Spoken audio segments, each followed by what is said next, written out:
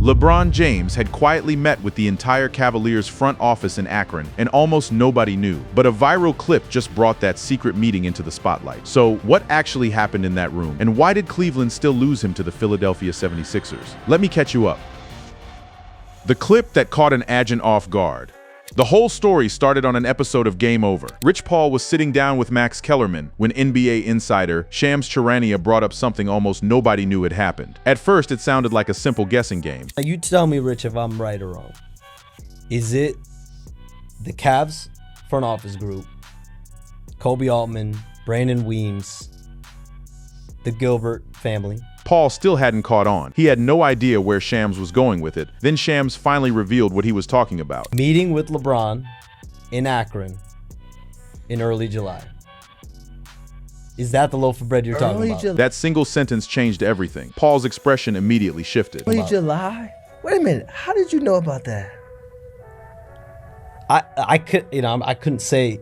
Paul then admitted the meeting was supposed to have stayed inside a very small circle. So you thought this got by Shams, but he has all the details. I thought it got by Shams because like, he never said anything to me about that. Nobody knew about that. That did not get out nowhere. Paul wasn't acting for the cameras. He genuinely believed nobody outside that room knew the Cavaliers had met with LeBron. The moment Shams started naming the attendees, the conversation instantly became much bigger than a casual podcast exchange. Within hours, Charania confirmed on NBA Today that this was not one of several sit-downs. It was the only in-person meeting James granted any franchise during the entire 2026 free agency process. Charania briefly explained on the same podcast why he had not reported it sooner, framing it as a basic sourcing problem rather than a decision about how big the story was. Nobody knew about Why that. was this not reportable? Why did you not report it? So in real time, the integrity aspect matters more than anything because this was information. Once a source agrees to something off the record and a reporter accepts the condition, breaking it burns the source no matter how big the story is, which is why this stayed contained for weeks instead of leaking the same day it happened. The fan reaction split along predictable lines. Some Cavaliers supporters treated the confirmation as proof James's roots still carried real weight. Others read it as evidence the organization had been given just enough access to feel like a contender without ever being close. National commentators leaned toward the second read, with several former players using the moment to deliver broader verdicts on Cleveland's championship window. Even Cleveland's own beat reporters were catching up after the fact. Athletic reporter Jason Lloyd reportedly circulated clips of the exchange to a group chat of colleagues once it aired, treating it as breaking news rather than something the beat had already confirmed. NBA free agency normally runs on a delay measured in seconds, with insiders racing to confirm meetings before both sides hang up the phone. A meeting this significant staying contained for weeks, discovered only through an unscripted moment on someone else's podcast, is the exception rather than the rule.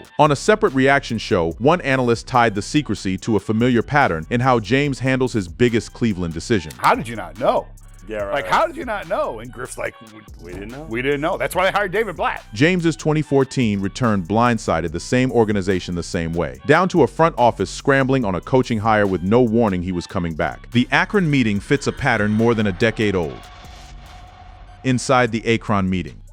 Once the clip confirmed the meeting happened, Charania filled in details on NBA Today that the podcast exchange itself never showed. The sit-down took place at James's own home in Akron, rather than a hotel, a team facility, or any neutral site. The Cavaliers traveled to him. The attendees named on the podcast were team president Kobe Altman, assistant general manager Brandon Weems, and members of the Gilbert ownership family, including Grant Gilbert. Local reporting from the Akron Beacon Journal has also placed Bryant Gilbert, the organization's VP of business, in the room, though the confirmed core of the group centers on the names Charania gave. Reports of Dan Gilbert's direct presence have circulated locally, but are less firmly established than the rest of the list. Brandon Weems grew up alongside James, and Rich Paul has described him elsewhere as the one person inside Cleveland's front office capable of genuinely moving the needle in a serious pursuit, specifically because of that personal history rather than his job title. Altman's own presence carries separate weight. He has run Cleveland's basketball operations since 2017 through the trade that sent Kyrie Irving away, the rebuild that followed James' 2018 departure, departure, and the roster build-out that eventually produced Mitchell, Mobley, and Allen, meaning the current front office, not just figures with a personal history with James, wanted a direct seat at that table. Charania has said the conversation centered on legacy first and roster fit second, framing James' willingness to grant the sit-down as a form of respect for the hometown and the 2 decades of history behind it. No transcript exists, and nobody involved has described the meeting's length, tone, or how James responded. The earliest hint that something was happening surfaced before any of it had a named source behind it. In the first days of July, a caller identified only as Corbo phoned into an ESPN Cleveland broadcast and claimed James had already been in the Akron area for over a week and that Dan Gilbert had spent more than 2 hours alone with him in a private home. That specific detail, the exact duration, and the full attendee list was never independently verified, but the broader shape of the claim, a private and extended conversation in Akron involving Cleveland ownership earlier in July than most people realized, lines up with what later reporting confirmed. Cleveland's front office treated the meeting as more than a courtesy. The organization reportedly delayed finalizing a new contract for James Harden, and activity around forward Mario Hezonja also sat on hold until James made his decision. A team does not freeze its own offseason around one meeting unless it believes that meeting has a real chance of changing the outcome. The financial reality behind it was tighter than the emotional pitch suggested. ESPN's salary cap breakdown showed Cleveland sitting roughly $25 million below the first tax apron and $38 million below the second, but capped at either a $3.9 million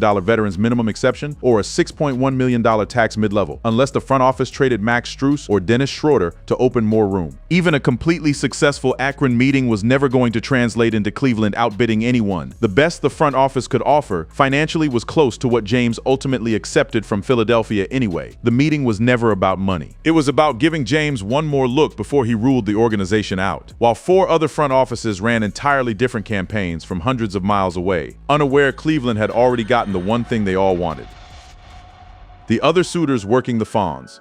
While Cleveland was the only team that got a room, 4 other franchises spent the same month building their own cases from a distance, and the differences between those pitches say as much about why James left Cleveland again as the meeting itself. Golden State's entire offseason strategy was built around a single idea. According to Charania, the Warriors' plan was to pair Stephen Curry, Draymond Green, LeBron James, and Anthony Davis on one roster, treating a trade for Davis as the key to unlocking James's signature given how close the two remained from their Lakers years. Draymond Green then declined a $27.7 million player option, which Charania said surprised even rival executives, specifically to create room to chase both James and Davis. The Wizards, who controlled Davis' rights, were positioned to demand a steep price precisely because trading for him meant effectively landing James too. Golden State had real assets, 3 tradable first-round picks, and a near $57 million expiring contract belonging to Jimmy Butler, enough to plausibly get a deal done. That leverage never resolved by mid-July. Conversations for Davis had produced, in Charania's own words, no real traction, and Golden State entered James's final decision with Curry and Green still waiting on the third star the whole plan depended on. Miami's pitch leaned on chemistry built with James twice before. Team president Pat Riley confirmed discussions with Rich Paul had been underway for weeks before free agency even opened, closing his pitch with a nod to South Florida's lifestyle and tax advantages. ESPN's Ramona Shelburne reported the substance centered on defense, framing Bam Adebayo, and newly acquired Giannis Antetokounmpo as the best backline defense James could ask for at this stage. Several teams sent voice notes directly to Paul, and Stephen Curry and Donovan Mitchell called James personally. Antetokounmpo notably chose not to, saying it wasn't his place to pitch James on anything since James had always made good decisions on his own. Once James chose Philadelphia, Miami moved on quickly, pivoting toward Sacramento veteran DeMar DeRozan to fill a roster spot, a sign the front office had a real contingency plan ready. Minnesota offered the boldest pitch of any suitor, even with the longest odds. Rich Paul reportedly kept a literal whiteboard of teams under consideration, and the Timberwolves were on it alongside Anthony Edwards, LaMelo Ball, Jaden McDaniels, and Rudy Gobert. Owner Alex Rodriguez personally led the outreach, framing a Timberwolves championship as the argument that could end the debate over who the greatest player of all time really is. President of basketball operations Tim Connolly, who has a long-standing relationship with Paul, said the team's entire case was simply its own roster. Edwards leaned in personally, reportedly sending James a custom trading card. Analysts noted James, still one of the league's best hit-ahead transition passers, would have slotted directly into Minnesota's power forward hole without sacrificing the defense that had already carried the team to consecutive conference finals. On paper, no roster fit him more cleanly. Insider John Krasinski still described the Wolves internally as long shots for the entire process, cold weather and limited spending power working against them regardless. None of those 3 pitches ever got closer than a phone call. Cleveland got the room. Philadelphia, as it turned out, would eventually get both set side by side side. The 4 losing pitches map onto 4 different theories of what would move James at 41. Golden State bet on chemistry with a former teammate. Miami bet on defense and old championship history. Minnesota bet on audacity, and Cleveland bet on emotion and access. Every theory had some truth to it. None of them on its own was enough. But those were not the only possibilities discussed during the process. Before the race narrowed to its final group, several other franchises appeared somewhere on Rich Paul's whiteboard or in reporting surrounding James' decision. Denver presented perhaps the simplest basketball argument of all. Put one of the greatest passers in league history beside Nikola Jokic, another player capable of controlling an entire game without dominating every possession. The possibility never developed into the kind of sustained campaign Golden State, Miami, Cleveland, or Minnesota mounted. But Denver's presence showed just how wide the field had initially been. Boston, Dallas, and San Antonio also appeared around the edges of the conversation. None emerged as a final destination, and there is no indication James came close to signing with any of them. The New York Knicks represented another fascinating possibility, but their circumstances were different. New York had already reached the top of the mountain, removing some of the unfinished business appeal that Philadelphia could offer. Joining the reigning champion would also have invited immediate accusations that James was attaching himself to a finished product. Philadelphia was loaded, but it still had something unresolved, a championship drought stretching back to 1983. That gave James the chance to join a contender without simply stepping into the celebration of a team that had already won without him. As those possibilities rose and fell, the rest of the NBA was forced to wait. This was not just another veteran taking time to choose between minimum contracts. James remained important enough at 41 that teams considering him reportedly paused significant roster decisions rather than spend the flexibility they might need if he chose them. Front offices could prepare backup plans, but acting too early carried the risk of closing the door themselves. That created a chain reaction. A team waiting on James could delay another signing. The player waiting for that offer could then hold up a different market. Trade conversations involving possible teammates or salary matching contracts could remain unresolved because nobody knew which franchise would suddenly need to create another roster spot. Even teams that were not serious finalists had reason to watch, since James joining another Eastern or Western Conference contender could alter their own calculations for the season. The league's television partners were waiting too. James' new team would immediately become one of the NBA's biggest national attractions, particularly if this really was the final chapter of his career. Philadelphia, Cleveland, Miami, and Golden State would each create a completely different opening night story, Christmas matchup, and national TV schedule until he chose one of the league's most marketable storylines had no confirmed location. That explains why the process felt so much larger than the contract he eventually signed. Financially, James accepted a deal worth a fraction of his market value. Competitively and commercially, however, his choice still carried the weight of a franchise-altering move. Teams were not waiting because they expected to win a bidding war. They were waiting because signing LeBron James could reshape their relevance, expectations, and championship odds in a single announcement. By the time the race reached its final days, most of the contenders were no longer trying to improve their pitches. They were simply waiting for James to choose. Philadelphia was the only team whose situation changed dramatically while the decision was still being made.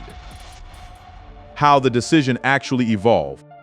James' free agency did not start as a two-team race between Cleveland and Philadelphia. It started with a much more personal question, whether he wanted to keep playing at all. After the Lakers were swept by Oklahoma City in the Western Conference semifinals, James said in his own announcement that he thought he had played his last game and needed time before deciding whether he still loved the sport enough to come back. What changed his mind, according to Rich Paul, was not Philadelphia's pitch at all. It was a first-round series that happened months earlier. The Lakers had entered that series against Houston without Luka Doncic and Austin Reeves for stretches, and it was James playing as the nominal third option behind two younger stars who led both teams in scoring and assists, averaging 23.2 points, 8.3 assists, and 7.2 rebounds across the series. That performance convinced him to keep playing, according to Paul, who said the outcome might have gone differently if that series had ended in a sweep the other way rather than a win. Once James decided to keep playing, the field narrowed gradually rather than all at once. By July 23, Charania described the list as 5 teams still in real contention: Golden State, Cleveland, Miami, Philadelphia, and Minnesota, with James, Paul, and their inner circle having received all the information they needed from each. Philadelphia was not the frontrunner for most of that window. Paul made that clear himself on a separate reaction show discussing the podcast. Rich Paul said,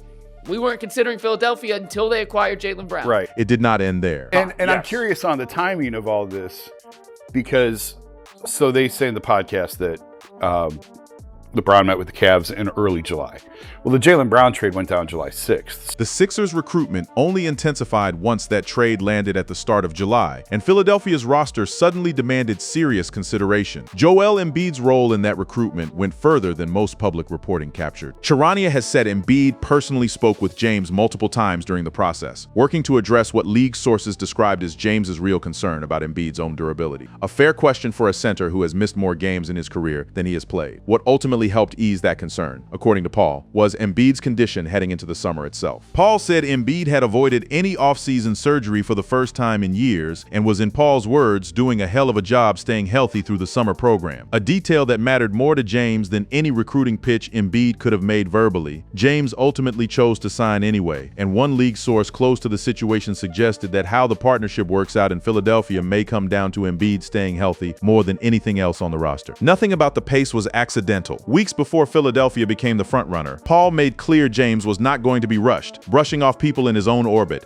who kept asking if more could be done to close a deal. Around the same period, James gave the clearest public hint of the process at a Fanatics FanFest appearance, telling a young fan he was thinking in terms of 2 years rather than 1, an aside that lined up almost exactly with the contract structure he eventually signed. The recruitment itself split cleanly by role. Charania detailed that James was recruited directly by Tyrese Maxey and Embiid, both of whom spoke with him personally, while Jaylen Brown worked through Rich Paul rather than calling James directly. The only Philadelphia coach James spoke with during the entire 3-week process was Nick Nurse. Maxey's connection carried extra weight given his own ties to Clutch Sports, giving Philadelphia a recruiter who already had a working relationship with James's camp before the pitch even began. The two were reportedly running early morning workouts together within days of the deal becoming official. The final approval did not come from a front office at all. According to Paul, the last conversations happened inside James's own family, with wife Savannah and son Zuri weighing in from Los Angeles in the days before the announcement. Paul later described the month as an emotional roller coaster every single day. James weighing Philadelphia, Cleveland, Miami, and Golden State daily with no clear favorite until the very end, before telling Paul at roughly 1 a.m. Friday that Philadelphia was the choice. Charania reported money played no real role at all, saying it was of no consequence once Savannah and their children, Bronny, Bryce, and Zuri, had accepted Philadelphia and given James the go-ahead. A source close to James told ESPN's Dave McMenamin that even his inner circle didn't know where he'd land. He listened to every pitch and said nothing about his lean. Paul said getting the green light from Zuri followed directly from getting it from Savannah, since both sons are grown and out of the house. By the night before, the family had signed off, and Paul called the Sixers the next morning, later explaining his own confidence in the move by noting that as a secondary playmaker, James raises the level of everyone around him, Embiid and Maxey included.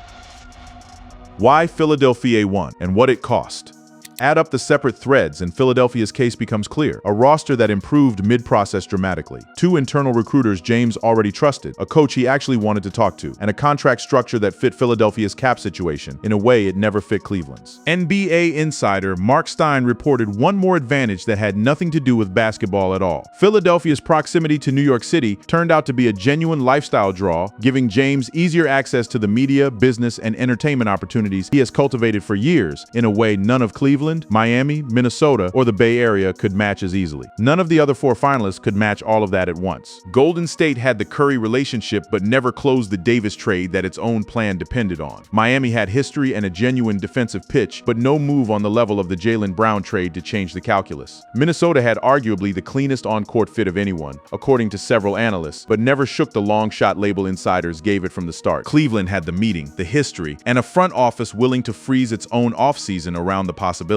but could not offer the same immediate roster upgrade Philadelphia delivered in a single trade. The decision did not land quietly once it became official. Charles Barkley, a former 76er himself, criticized James publicly for what he called a pattern of joining pre-built rosters rather than building one from scratch, arguing James did not build this team so much as manufacture it. ESPN's Brian Windhorst pushed back directly, asking sarcastically where exactly Charles and the legends wanted LeBron to go, pointing out that James' 2003 arrival in Cleveland came to a team that had missed the playoffs for 4 straight years, a roster nobody would call stacked. Former Warriors executive Bob Myers backed the move as well, arguing that whatever concerns exist about Embiid's health, putting James in the best possible position to win one more title is still the right call at this stage of his career. 5-time champion Derek Fisher went further, rejecting the ring-chasing label outright and arguing that players of James's caliber do not chase championships so much as create them wherever they go, pointing to Kareem Abdul-Jabbar's career as an example of a legend whose team success followed him rather than the other way around. Rich Paul, responding to the backlash directly, said he found the criticism confusing, asking simply what exactly James was supposed to chase instead of the best available chance at a championship. Not every reaction was critical. Lakers legend Magic Johnson praised the offseason Philadelphia had put together, but raised two specific questions about whether the roster could actually work: how 4 players used to controlling the ball on offense would handle a defensive-minded coach's adjustments, and whether 4 established stars could build real chemistry fast enough to matter in a single season. Those 2 questions, more than any Barkley soundbite, capture the honest uncertainty hanging over Philadelphia's roster heading into training camp, since talent alone has never been the same thing as fit in James's career. Paul himself has floated one possible answer, suggesting Nurse could borrow schemes from Clippers coach Ty Lue and use Maxey as a screener in certain sets to keep the offense from becoming 4 ball handlers standing around waiting for a turn. A small tactical detail that lines up with James's history of making crowded rosters function rather than dominating the ball himself. The signing itself landed, coincidentally, on Nurse's 59th birthday. For Cleveland, the ending is a specific kind of disappointment, not a rejection built on distance or unfamiliarity, but a loss to a team James had never played for and had known for a matter of weeks, decided in favor of a roster upgrade that happened faster than anything Cleveland's own front office could deliver. Mitchell, Mobley, and Allen remain in place for a Cavaliers team that still projects as an Eastern Conference contender in its own right, built by a front office that chose not to gut a rising roster chasing a 41-year-old, even one it clearly still wanted back enough to freeze its whole summer around the possibility. Philadelphia now opens training camp as the team every other finalist ultimately lost to, carrying Embiid, Maxey, Brown, and James into a season where health and chemistry,